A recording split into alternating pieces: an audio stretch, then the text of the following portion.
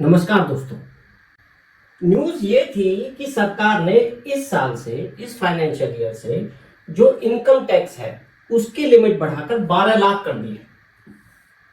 12 लाख क्या, एक standard deduction के साथ 12,75,000 कर दी है। लेकिन ये खबर तो अब पुरानी हो गई है, तो फिर इसमें नया क्या है? अभी भी बहुत सारे लोगों के दिमाग में प्रश्न ये है कि अगर ऐसा सरकार ने किया है तो सरकार को इससे कितना लॉस होगा, यानी कि जो सरकार को राजस्व प्राप्त होता है उसमें कितनी कमी आएगी। दूसरा, गवर्नमेंट जो इस लॉस की भरपाई कैसे करेगी, इसे कॉम्पनसेट कैसे करेगी। ऐसा तो नहीं होगा ना कि गवर्नमेंट ने यहाँ पे टैक्स कम किया और कहीं और जाके बढ़ा देगी, या फिर जो पब्लिक है उसकी फैसिलिटी कम कर देगी। जो दुनिया भर की स्कीम्स चल रही हैं, जैसे मनरेगा चल रहा है, फ्री राशन चल रहा है और वजीफे चल रहे हैं, बहुत सारी स्कीम्स चल रही हैं सरकार की। तो ऐसा तो नहीं है ना कि सरकार ने यहाँ से कान पकड़ने की बजाय आपकी बार यहाँ से पकड़ दिया, ऐसा तो नहीं होगा ना। तो लोगों के मन में ये डाउट है कि सरकार क्या क्या स्टेप्स लेगी जिससे कि वो ये जो घाटा होगा इसकी वो भरपाई कर पाएगी। और एक सबसे बड़ा प्रश्न ये भी है कि सरकार ने अब ये फैसला क्यों लिया है। अभी तो इलेक्शन भी नहीं है ना, और अब लिया है, पहले क्यों नहीं लिया था। तो ये जो सारे प्रश्न हैं, इन प्रश्नों को एक एक करके, ठीक है, इस वीडियो में हम डिस्कस करेंगे। सबसे पहले हम ये देखते हैं कि जो करंट इनकम टैक्स स्लैब है वो क्या है। ये इसलिए जरूरी है कि हम ये निकालेंगे कि सरकार को लॉस कितना होने वाला है, सबसे पहले ये वाली बात। फिर उसके बाद उस लॉस को कंपनसेट कैसे किया जाएगा। तो अभी जो स्लैब्स हैं वो स्लैब है 4 लाख से 8 लाख की 5%, 4 लाख तक की कोई टैक्स नहीं होगा। फिर 8 लाख से 12 लाख 10%, इस तरीके से ये 5-5% के लेवल पे बढ़ता जा रहा है। और 12 लाख तक जो टैक्स है वो जीरो है ना, और स्टैंडर्ड डिडक्शन मिला के 12.75 लाख तक। अब कुछ लोग ये भी पूछ सकते हैं कि भाई, कुछ लोगों के दिमाग में ये प्रश्न भी हो सकता है, इस स्लैब की जरूरत ही क्या है, जब 12 लाख तक अगर जीरो है तो ये जो स्लैब है ये 12 लाख से चालू क्यों नहीं होती टैक्स के लिए। वो इसलिए नहीं होती क्योंकि 12 लाख तक तो जीरो है, लेकिन 12 लाख से जब ऊपर जाएंगे, अगर हम स्टैंडर्ड डिडक्शन को भी इंक्लूड कर लें 12,75,000, तो जैसे ही किसी की इनकम 13 लाख की हो जाएगी पर एनम, वैसे ही ये टैक्स स्लैब एप्लीकेबल हो जाएगी। ठीक है, तो ये टैक्स स्लैब का जो यूज है वो ये है। आगे चलते हैं। अब बात यह है कि अब ये देखते हैं कि इससे हमें लॉस, जो गवर्नमेंट है उसको कितना लॉस होगा। तो सबसे पहले तो हम ये देखते हैं कि ये जो स्कीम है इससे कितने लोगों को फायदा होने वाला है। ठीक है, वो कैसे निकलेगा। 7 लाख तक पहले कोई टैक्स नहीं था, 12 लाख तक कोई टैक्स नहीं है। इसका मतलब जो एडिशनल लोग हैं वो 7 लाख से 12 लाख तक की इनकम वाले लोग हैं। 7 लाख तक पहले भी नहीं लगता था टैक्स, अब 12 लाख तक नहीं लगता। तो जो नए जो बेनिफिशियरी हैं वो 7 लाख से 12 लाख तक के लोग हैं, जिनकी इनकम 7 लाख से 12 लाख के बीच में। अब बात यह है कि इस इनकम के बीच में कितने लोग हैं, है ना। अगर हम बात करें, जो टैक्स डिपार्टमेंट है उससे जो डेटा मिलता है, लगभग 7.5 करोड़ लोग टैक्स फाइल करते हैं। उसमें से अगर हम ऐसे लोग निकाले जो उनकी इनकम 12 लाख से कम है, वो है लगभग 5 से 6 करोड़ लोग ऐसे हैं जिनकी इनकम 12 लाख तक है। अब इसमें से अगर हम 7 लाख की इनकम वाले, 7 लाख तक की इनकम वाले लोगों को माइनस कर दें तो हमारे पास ये डेटा आ जाएगा। ठीक है, तो ये जो डेटा है ये है लगभग 2 से 2.5 करोड़ लोग ऐसे हैं जिनकी इनकम 7 लाख से 12 लाख के बीच में। क्लियर।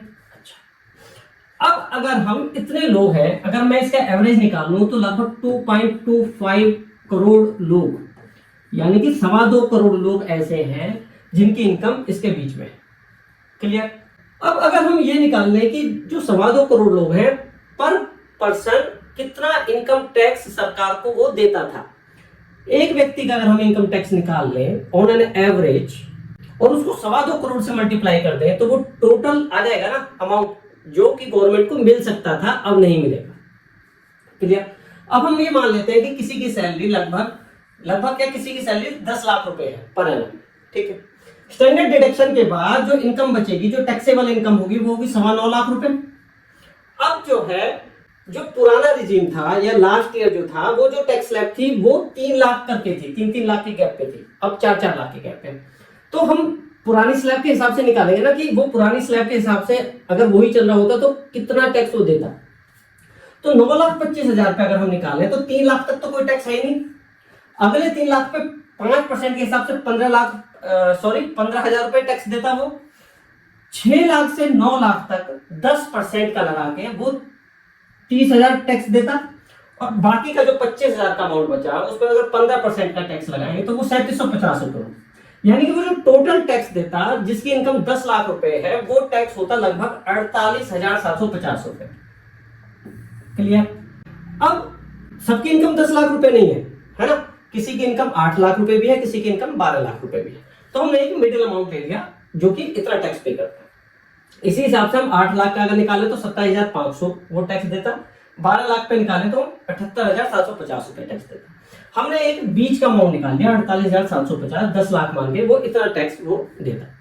अब इसमें एक थोड़ा सा पेच ये भी है कि जो 10 लाख रुपए तक जो लोग हैं वो कंपैरेटिवली काफी ज्यादा हैं बजाय उनके जिनकी इनकम 10 से 12 के बीच में। तो हमने इसको थोड़ा सा और रिड्यूस किया, और रिड्यूस करके हम पहुंचे कि इनकम लगभग ऑन एन एवरेज 45,000 रुपए का टैक्स ऑन एन एवरेज एक व्यक्ति पे करता, जिनकी इनकम 7 लाख से 12 लाख तक है।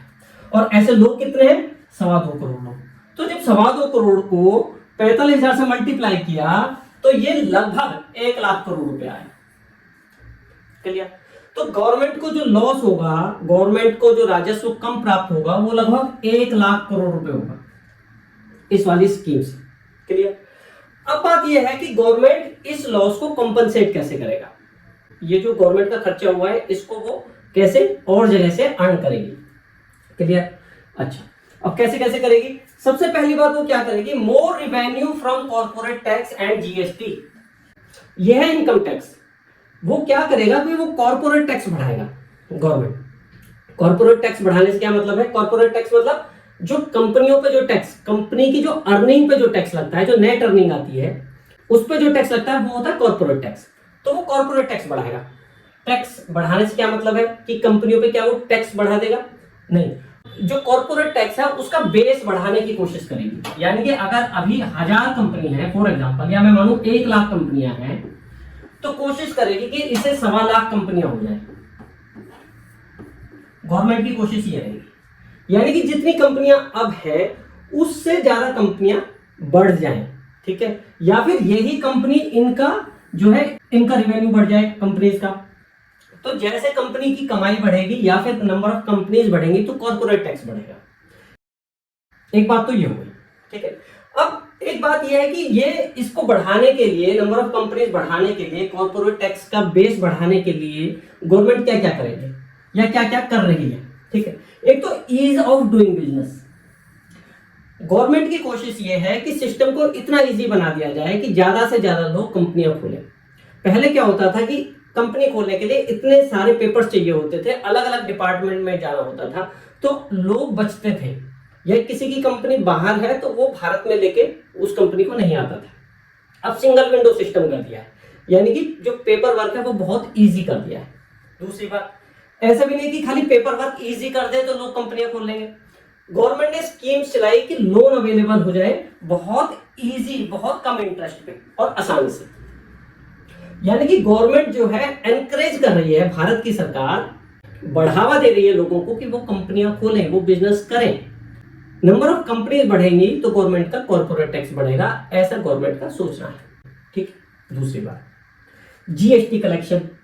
एक तो हो गया कॉर्पोरेट टैक्स है वो बढ़ेगा, दूसरा जीएसटी कलेक्शन बढ़ेगा। जीएसटी कलेक्शन बढ़ने से क्या मतलब है? जीएसटी होता है इनडायरेक्ट टैक्स। ये इनकम जो टैक्स है ये तो डायरेक्ट टैक्स है, गवर्नमेंट के पास डायरेक्ट जा रहा है। एक है इनडायरेक्ट टैक्स, यानी कि जो मेरी सेविंग हुई है, जो 45,000 रुपए की जो सेविंग हुई है, फॉर एग्जांपल मैं इसी ग्रुप में होता, मेरी सैलरी जो है 10 लाख रुपए होती, तो मुझे जो 45,000 रुपए बचते, तो 45,000 रुपए मैं कुछ तो खर्च करूंगा, ठीक है, और कुछ मैं सेव करूंगा। जो मैं खर्च करूंगा, जैसे मैंने फ्रिज खरीदा, ठीक है, 10,000 रुपए का फॉर एग्जांपल फ्रिज है, तो जब मैं 10,000 पे करता हूं तो उस 10,000 रुपए के अंदर मुझे पता ना पड़े लेकिन उसमें जीएसटी इंक्लूड होता है, गुड एंड सर्विस टैक्स। वो टैक्स जो है, जो उस टैक्स को वो जो कंपनी है जिससे मैंने प्रोडक्ट लिया है वो गवर्नमेंट को पे करती है। यानी कि जैसे जैसे मेरी सेविंग बढ़ेगी, जो मेरा वो जो बचा है 45,000 रुपए, वो मैं खर्च करूंगा तो वो जीएसटी के थ्रू, इनडायरेक्ट टैक्स के थ्रू गवर्नमेंट पे जाएगा। तो एक तरीका ये हो गया कि जो पैसे हम खर्च करेंगे वो गवर्नमेंट के पास भी जाएंगे, उसका एक पार्ट, तो वहां से सरकार का जीएसटी बढ़ेगा। क्लियर हो गई बात? तो कॉर्पोरेट टैक्स बढ़ाने की गवर्नमेंट की स्कीम है, जीएसटी बढ़ेगा ही बढ़ेगा। तीसरी बात, आगे आइए। टैक्स के अलावा गवर्नमेंट का और तरीका भी होता है अर्निंग का। जो हमारी पब्लिक सेक्टर यूनिट्स होती हैं, जो गवर्नमेंट कंपनियां होती हैं, उनसे भी गवर्नमेंट की अर्निंग होती है। अगर आप अभी हाल फिलहाल का रिकॉर्ड देखोगे तो देखो आरबीआई से डिविडेंड 2 लाख करोड़ रुपए गवर्नमेंट मिले। और जैसे अब ये जो गवर्नमेंट कंपनी है जो पहले लॉस में रहती थी, LIC, SBI, कोल इंडिया, NTPC, ONGC, ये अगर बेनिफिट्स इनके आप देखोगे, नेट प्रॉफिट देखोगे तो सारे हजारों करोड़ में है। तो ये इनकम भी सरकार की बढ़ी है और गवर्नमेंट की जो सोच है वो ये है कि ये इनकम और बढ़ेगी। तो यहां से भी जो 1 लाख करोड़ का लॉस हुआ, यहां से भी वो कॉम्पनसेट किया जाएगा। अच्छा, तो गवर्नमेंट क्या क्या कर रही है? एक तो अपनी इनकम बढ़ा रही है, बढ़ाएगी, और एक जो उसके एक्सपेंसेस हैं उसको रिड्यूस करने की कोशिश करेगी। अगर इस साल की बात करें तो जो गवर्नमेंट ने जो टारगेट रखा है फिस्कल डेफिसिट का, फिस्कल डेफिसिट मतलब जो सरकार के खर्चे हैं, ठीक है, जो पहले 5.8% था उसको 5.1% पे लाने की कोशिश है। यानी कि जो खर्चे हैं उसको कम करने की कोशिश है। खर्चे कम कैसे होंगे?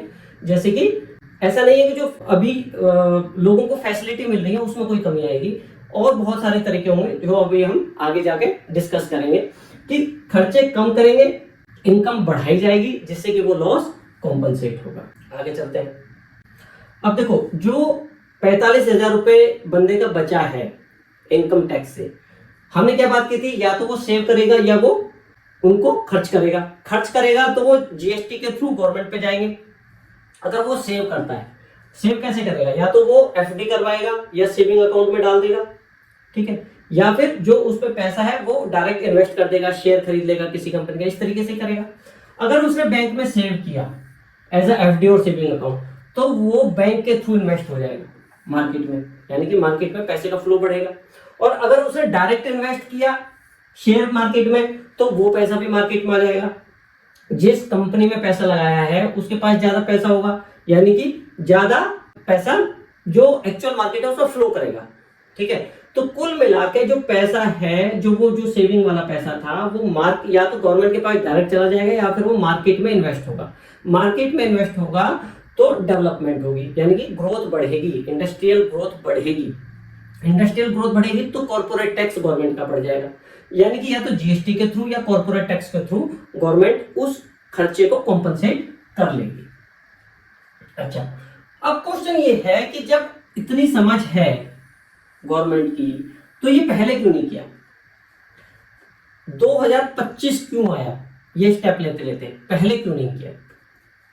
अगर इसकी बात करें तो पहले क्या होता था, इस सरकार से पहले कह लें या कुछ साल पहले तक बहुत सारे टैक्सेस का एक मकड़ जाल सा था, यानी कि टैक्सेस बहुत सारे होते थे, ठीक है। तो एग्जैक्ट ना गवर्नमेंट को यह अंदाजा नहीं लगता था कि हमारा जो प्रेजेंट इनकम है वो है कितनी, प्रेजेंट रेवेन्यू है कितना, और इसमें जो बढ़ोतरी होगी वो किस हिसाब से होगी, क्योंकि बहुत सारा कॉम्प्लिकेटेड इश्यू था। तो गवर्नमेंट ने सबसे पहले क्या किया, जो टैक्स जो सिस्टम था उसको सिंप्लीफाई कर दिया, यानी कि सारे टैक्स को क्लब करके एक जीएसटी बना दिया। जो चीज जीएसटी में नहीं आ पा रही थी, कुछ कॉम्प्लिकेशंस थे, एक दूसरा टैक्स खाली एक्साइज, बस यही दो रह गए। एक्साइज किस किस पे लगता है? जैसे पेट्रोल है, डीजल है, या तंबाकू के जो प्रोडक्ट हैं, गिने चुने प्रोडक्ट है।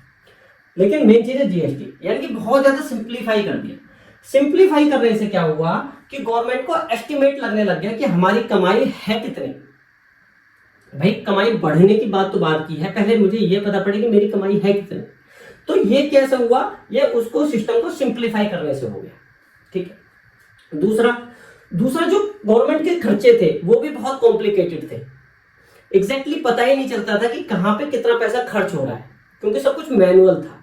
तो गवर्नमेंट ने क्या किया, सबसे पहले लोगों के अकाउंट्स बनाए, जैसे वो जनधन जो योजना थी उसमें सबके अकाउंट बनाए, और जिसको जो पैसा मिलना है जिस स्कीम के थ्रू, वो डायरेक्ट ट्रांसफर करना शुरू कर दिया, और हर बंदे के अकाउंट को, हर बंदे को एक नंबर दे दिया जो आधार नंबर, और जितनी भी स्कीम्स थी उसको आधार नंबर से कनेक्ट कर दिया। तो क्या हुआ कि जो खर्चा है उसका एस्टिमेशन गवर्नमेंट के पास आ गया। उससे पहले क्या होता था कि सब कुछ मैनुअल होता था, तो करप्शन के चांसेस बहुत ज्यादा होते थे गवर्नमेंट के लेवल पे, प्रशासन के लेवल पे, और इवन इंडिविजुअल लोगों के बेस पे भी। आपने सुना होगा कि कोई लोग 2-2, 3-3 स्कूलों में, कोई बच्चा होता है कि 2-2, 3 स्कूलों में वो पढ़ रहा है, वहां से वजीफे ले रहा है, या फिर एक व्यक्ति 2-3 जगह से राशन ले रहा है, कुछ इस तरीके से जो सिस्टम चल रहा था। यानी कि किसी को मिल रहा था, किसी को 2 जगह से मिल रहा था कोई चीज, किसी को नहीं भी मिल रही थी बिल्कुल, तो अनइवन था, कुल मिलाकर ट्रांसपेरेंसी नहीं थी। तो ट्रांसपेरेंसी करने के लिए सरकार ने ये स्टेप लिए, यानी कि जो खर्चा है, जैसे हमने इनकम का एक एस्टिमेटेड अमाउंट हमें पता चल गया कि भैया इतनी इनकम तो मेरी आएगी ही आएगी, और इसमें से इतना खर्चा होगा ही होगा। उसके बाद कैलकुलेशन इजी होगी सरकार की। सरकार को फॉर एग्जांपल ये लगा कि भाई मेरे 100 रुपए कमाई है और मेरा खर्चा 102 रुपए हो रहा है ना, तो सरकार को ये पता पड़ गया कि 100 रुपए का मेरा कमाई है, 102 का खर्चा है, यानी कि 2 रुपए मुझे अभी पूरे करने हैं। ठीक है, अब सरकार को अपनी कमाई बढ़ानी है और खर्चे कम करने हैं। पहले उसने क्या किया, सिस्टम को सिंप्लीफाई किया। सिंप्लीफाई करने से उसे अपनी इनकम पता पड़ी, उसे अपने खर्चे पता पड़े। तीसरे स्टेप्स में ऐसा नहीं है कि पहले ये कर लिया और फिर तीसरा स्टेप लिया, ये पैरेलल चल रही है, सारी चीजें ना साथ साथ चल रही हैं। तीसरे स्टेप में उसने अपनी इनकम बढ़ानी शुरू की, जो अभी हमने डिस्कस की। तो कुल मिलाकर हमारा जो रेवेन्यू बेस है उसको स्ट्रॉन्ग किया, ऐसा स्ट्रॉन्ग किया कि 2024-25 में ये 38.4 लाख करोड़ के लगभग पहुंच गया। क्लियर। फिर चौथा उसने क्या किया, जो घाटा था, जो खर्चा था, उसको कम करने की कोशिश की, जो हमने अभी डिस्कस किया, 5.8 से 5.1%। क्लियर। यानी कि टैक्स को पहले उसने सिस्टम्स को सिंप्लीफाई किया, जो रिवेन्यू आता है उसका जो एस्टिमेट है उसका अंदाजा लगने लगा, जो खर्चा है उसका अंदाजा लगने लगा। जब कैलकुलेशन हो गई तो फिर इनकम बढ़ाई गई और खर्चे कम किए गए, इस तरीके से। तो अब सरकार को ये लगा कि भाई मेरी इनकम इतनी है, मेरा खर्चा इतना है, तो मैं अगर इतना करके लोगों को दे दूं, मिडिल क्लास को दे दूं, तो भी मैं उसे कंपनसेट कर सकता हूं। अब क्वेश्चन ये है कि अभी क्यों, व्हाई ओनली नाउ, है ना, 2024 में क्यों नहीं किया, 2022 में क्यों नहीं किया, उससे पहले क्यों नहीं किया? उसका कारण देखो, 2020-22 में कोविड आया, ठीक है, उस टाइम पे गवर्नमेंट को फ्री राशन बांटना पड़ा, फ्री कोविड की वैक्सीन देनी पड़ी, सब्सिडीज देनी पड़ी, और उस टाइम पे जो इनकम थी, जो इंडस्ट्रीज थी, वो बंद हो गई थी, तो रिवेन्यूज बहुत कम थे और खर्चे बहुत ज्यादा थे, तो उस टाइम पे तो ये कर ही नहीं सकते थे। उसके बाद क्या हुआ, 2022-23 में रूस और यूक्रेन का युद्ध शुरू हो गया। युद्ध जब शुरू हुआ तो इंटरनेशनल मार्केट में पेट्रोल के रेट बढ़ गए। जब पेट्रोल के रेट बढ़ते हैं तो हर चीज के रेट बढ़ जाते हैं, महंगाई बहुत तेजी से बढ़ती है।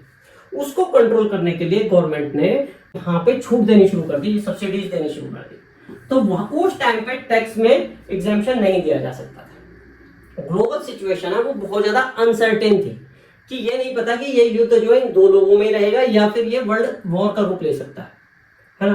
तो सिचुएशन अनसर्टेन थी, तो गवर्नमेंट जो है देख रही थी कि हाँ भाई अभी हमें जो हमारा रेवेन्यू है इसे बचा के रखना चाहिए, पता नहीं कहाँ पे क्या मजबूरी आ जाए।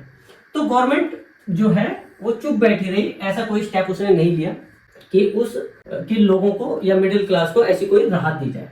अब क्या हुआ, 2024-25 में गवर्नमेंट को एश्योर हो गया कि भाई हमारी ग्रोथ जो है जीडीपी है 7% के रेट से बढ़ रही है और ये ऐसे ही या इससे ज्यादा बढ़ेगी, खर्चे हमारे कंट्रोल में है, रिवेन्यू हमारा बढ़ रहा है, तो this is the best time.